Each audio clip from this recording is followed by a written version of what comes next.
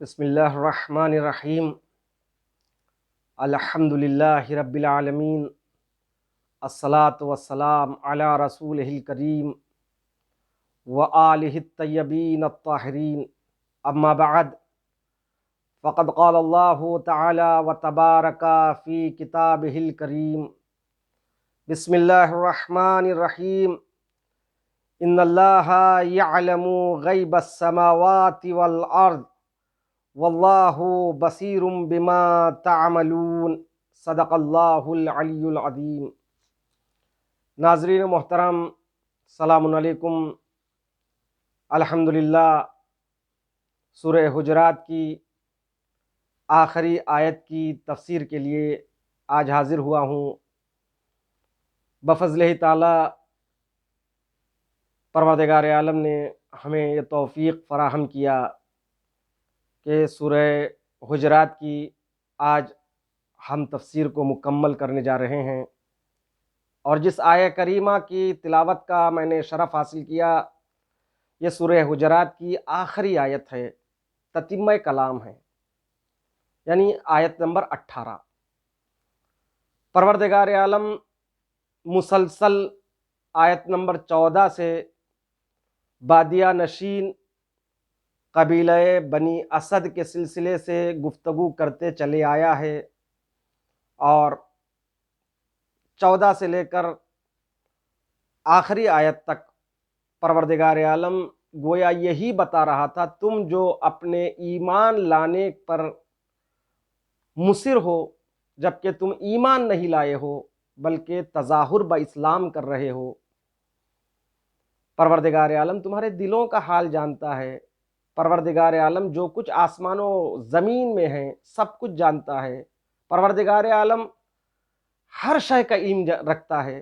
اس طرح پروردگار عالم اپنے علم سے متعلق گفتگو کرتے چلا آیا ہے۔ آخری آیت میں بھی علم الہی سے متعلق تتمہ ہے۔ پروردگار عالم اعلان کر رہا، ان اللہ یعلم غیب السماوات والارض واللہ بصیر بما تعملون۔ ان یعنی بے شک، بتحقیق اللہ آسمانوں اور زمین کے غیب کو جانتا ہے، یعنی پروردگار عالم غیب کی ہر چیز کا علم رکھتا ہے جو آسمانوں اور زمین میں ہیں۔ واللہ بصیر بما تعملون، اور اللہ ان تمام چیزوں کو جانتا ہے جو تم کرتے ہو، یا یوں کہوں پروردگار عالم تمہارے اعمال کا دیکھنے والا ہے۔ عزیزان محترم، یہ آیہ کریمہ علم الہی سے متعلق ہے۔ آپ ذرا آیتوں کو ذرا اوپر سے پڑھتے چلے آئیں تو مسلسل آیتوں میں یہی پیغام ہے، جہاں پر پروردگار عالم اپنے علم سے متعلق مسلسل یہ عرض کرتا چلا آیا ہے۔ ایک مقام پر پروردگار عالم نے یہ کہا ہے کہ تم ایمان نہیں لائے ہو بلکہ اسلام لائے ہو۔ ایمان کا تعلق دل سے ہے۔ پروردگار عالم نے گویا یہاں پر یہ اعلان کیا، دل کا حال میں جانتا ہوں، تم تظاہر با اسلام کر رہے ہو، حقیقت میں ایمان نہیں لائے ہو۔ ایمان کا تعلق دل سے ہے، وہ تمہارے دل میں نہیں ہے۔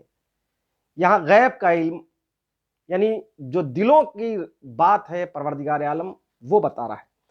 پھر اس کے بعد جب وہ قسم کھانے لگے تو پروردگار عالم نے کہا کہ تم جو ہے قسم کھا رہے ہو کہ ہم ایمان لائے ہیں۔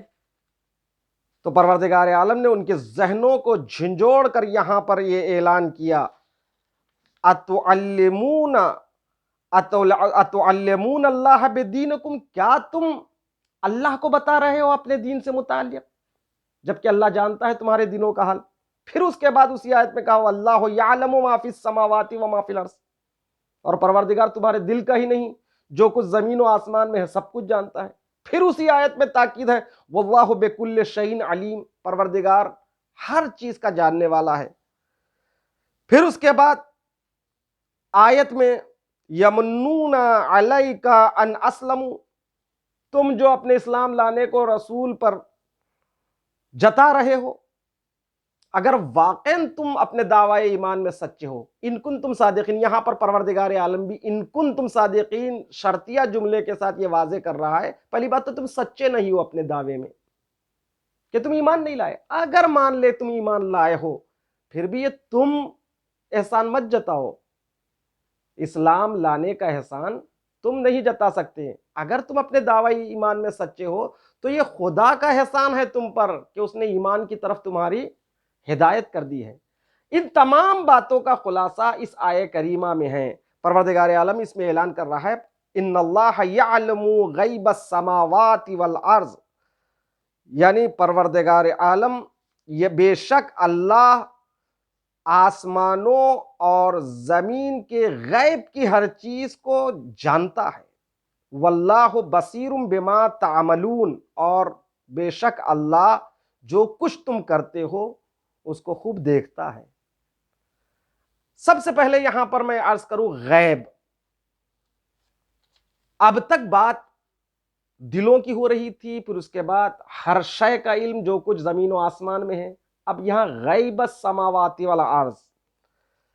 غیب السماوات، غیب کس کو کہتے ہیں؟ غیب دو طرح کی ہے، ایک غیب مطلق ہے، ایک غیب نسبی ہے. غیب مطلق کا مطلب یہ ہے کہ وہ چیز موجود تو ہے لیکن حواس ظاہری میں سے کوئی حس، قوت حس آپ کی اس چیز کو درک نہیں کر سکتی. یعنی موجود ہے لیکن مطلقاً وہ غائب ہے.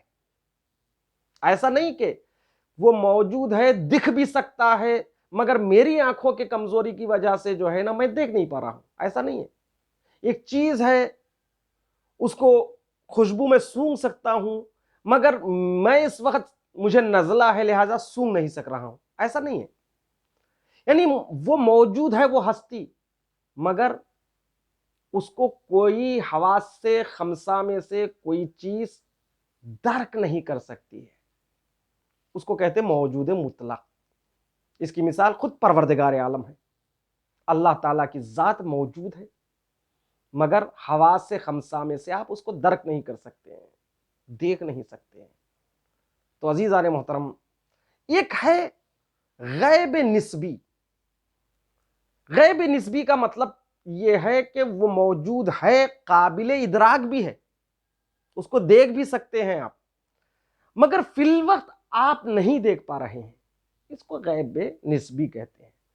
اب یہاں پر پروردگار عالم نے کہا غیب السماوات والارض، تو غیب نسبی کی بات ہو رہی ہے اس لیے کہ بہت سی چیزیں ہیں قابل ادراک ہیں مگر تم درک نہیں کر سکتے ہو. 7 آسمانوں کا ذکر ہے مگر 7 آسمان کو ہم یہاں بیٹھے دیکھ پا رہے ہیں؟ نہیں دیکھ پا رہے ہیں. ایک ہی آسمان ہم کو دکھائی دے رہا ہے، اس کے اوپر بھی آسمان ہے. جب وہ آسمان دکھائی نہیں دے رہے تو ان آسمانوں پر جو اشیاء ہے، ان آسمانوں پر جو جاندار ہیں، جو ملائک ہیں، جو فرشتے ہیں، انہیں کہاں دیکھ سکتے ہیں؟ دریاؤں میں بہت سی چیزیں ہیں ہم دیکھ نہیں پاتے، زمین کے اندر بہت سی چیزیں ہم دیکھ نہیں پاتے ہیں، قابل ادراک ہیں لیکن ہم نہیں دیکھ پا رہے ہیں. تو ہر وہ شے جو قابل ادراک ہو مگر ہماری آنکھوں سے اوجھل ہے وہ غیب ہے. غیب خدا کے لیے نہیں ہے، غیب ہمارے لیے ہے. اور پروردگار عالم جب چاہتا ہے اس غیب سے پردے کو ہٹا دیتا ہے تو پھر جن کے آنکھوں سے پردے ہٹ جاتے ہیں وہ دیکھ پاتے ہیں. ایسے کئی واقعات ہیں جس کو معجزے کے ذریعے ائمہ اطہار معصومین علیہم السلام اور انبیاء الہی نے معجزے کے ذریعے بتایا ہے. جیسے رسول اسلام کے ہاتھوں پر آ کر کنکریوں کا کلمہ پڑھنا، یہ کنکریوں کا کلمہ پڑھنا کوئی معجزہ نہیں ہے. کائنات کی ہر شے اللہ کی تسبیح کر رہی ہے. سورہ جمعہ یسبح للہ ما فی السماوات و ما فی الارض، یعنی زمین اور آسمانوں کی ہر شے اللہ کی تسبیح کر رہی ہے مگر ہم سن نہیں پا رہے ہیں. اس لیے کہ ہماری سماعتوں پر پردے پڑے ہوئے ہیں، یہ غیب ہمارے لیے ہے لیکن قابل ادراک ہے۔ لیکن جب رسول اسلام نے اپنے صحابہ کی سماعتوں سے پردوں کو ہٹا دیا تو پھر ان کی تسبیح وہ سننے کے قابل ہو گئے۔ حقیقت غائب ہے۔ جیسے امام سجاد علیہ السلام جس وقت حج پر گئے تو صحابی نے کہا، مجمع کو دیکھ کر، حاجیوں کے مجمع کو دیکھ کر کہا کہ ماشاءاللہ کیا کثیر تعداد ہے حاجیوں کی۔ وہ حقیقت اس کے لیے غائب ہے۔ امام علیہ السلام نے ان کی آنکھوں سے پردے کو جب ہٹا دیا تو اس نے حقیقت میں دیکھا کچھ حاجی ہے، باقی مختلف جانور ہے جو کعبے کے اطراف گردش کر رہے ہیں، گھوم رہے ہیں، طواف کر رہے ہیں۔ تو جب پردے ہٹا دیے گئے تو وہ غیب شہود میں بدلا ہے۔ غیب کے مقابل میں ہے شہود، غیب کے مقابل میں ہے حضور۔ غیب السماوات والارض واللہ یعلم غیب السماوات والارض، اور اللہ آسمانوں اور زمین کے ہر غیب کی چیز کو جانتا ہے۔ یہ غیب ہمارے لیے ہے، ورنہ اس کے لیے کوئی غیب نہیں ہے، چاہے وہ کوئی بات ہو، چاہے وہ کوئی چیز ہو، خدا جانتا ہے، وہ خالق کائنات ہے۔ عزیزان محترم، اسی لیے جو ایمان لانے کی بات آئی ہے تو وہاں پر بھی سورہ بقرہ کی جو آیت ہے، پروردگار عالم ایمان بغیب کی بات کر رہا ہے، الذین یؤمنون بالغیب۔ یؤمنون بالغیب، غیب پر کیسا ایمان لائے؟ تو یہاں غیب سے مراد وہی ہے جن کو دیکھا نہیں، مگر اس کے باوجود بھی رسول کے لسان صداقت پر آپ ایمان لائے ہیں اور اس کو مان لیا ہے، کیونکہ رسول جھوٹ نہیں بول سکتے ہیں۔ اسی چیز کو ایمان بغیب کہتے ہیں۔ رسول نے کہا خدا ہے، عقلی دلیلیں دی، دیکھا نہیں، مان لیا۔ اور اس کے بعد رسول نے خبریں دی، مجھ سے پہلے بھی کئی انبیاء آئے ہیں، جناب آدم آئے ہیں، جناب نوح آئے ہیں، امت نے دیکھا نہیں، مان لیا۔ یہ ایمان بغیب ہے۔ اسی طرح توریت اور انجیل، زبور سے متعلق رسول اسلام نے فرمایا کہ اللہ نے اپنے انبیاء پر، رسولوں پر یہ کتابیں بھیجی ہے، اللہ کا کلام ہے۔ امت نے دیکھا نہیں، غیب پر ایمان لائے ہیں، یہ ایمان بالغیب ہے۔ اسی طرح رسول اسلام کلام بھی کرتے تھے اور اس کے بعد قرآن کی آیتیں پڑھ کے بتاتے تھے یہ اللہ کا کلام ہے، یہ میرا کلام ہے۔ ان کو کیا پتا امتی کو کہ یہ اللہ کا کلام ہے، یہ رسول اللہ کا کلام ہے؟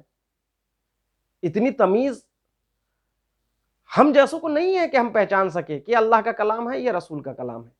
یہ رسول نے خود بتایا ہے یہ اللہ کا کلام ہے، ہمیں پتہ نہیں ہے، لیکن رسول کے لسان صداقت پر ہمیں یقین ہے، لہٰذا ہم نے مان لیا۔ یہ ایمان بالغیب ہے۔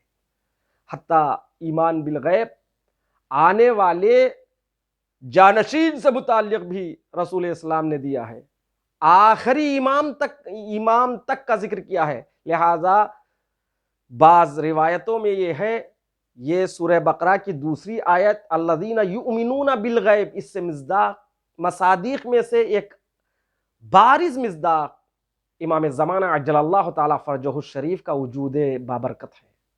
دیکھا نہیں مگر ہم نے تسلیم کر لیا، ایمان لائے ہیں، کیونکہ رسول نے کہا اور ائمہ معصومین نے فرمایا، ایمان بالغیب یہ ہے۔